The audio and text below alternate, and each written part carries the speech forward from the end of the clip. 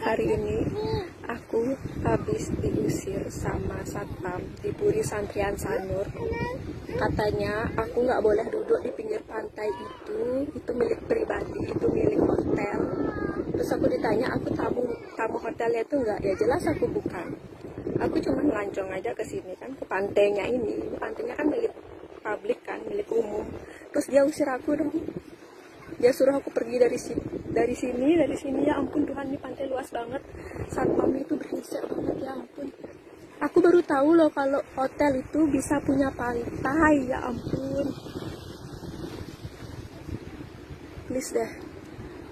Ya ampun, aku masih shock banget, ya ampun, ngapain aku diusir ya? Ini emang punya siapa sih pantainya? Serius aku nanya ya, ini siapa sih yang punya pantai ini? Terus di sebelahnya itu ada kayak villa. Villanya itu sih private juga. Tapi orang-orang masih bebas kok. Duduk-duduk di depan pantainya itu nggak ada yang larang. Bahkan satpamnya nggak ada yang larang sama sekali kok. Itu juga villa besar. Kenapa ya kayak gitu ya? Nah, kebayang nggak sih misalnya kalau kamu sedang duduk di pinggir pantai umum kayak gini, terus tiba-tiba kamu diusir, katanya kamu bukan tamu di hotelnya itu.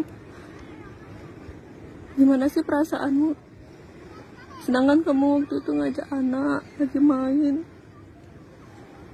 Terus satpam itu tega banget ngusir karena katanya bukan tamu di hotelnya itu. Ya ampun, aku loh cuma duduk di pinggir pantai main-main air, udah itu aja, nggak gangguin tamunya kok. Aku bukan sampah, aku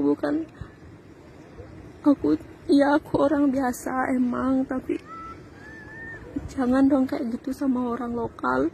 Mentang-mentang kita orang lokal, kita diginiin banget ya Tuhan. Ini apa? Mana apa? Mami. Buat kamu yang ngusir aku tadi, awas aja aku bakal besarin masalahnya ini. Karena kamu yang ngusir aku sama anakku dan bikin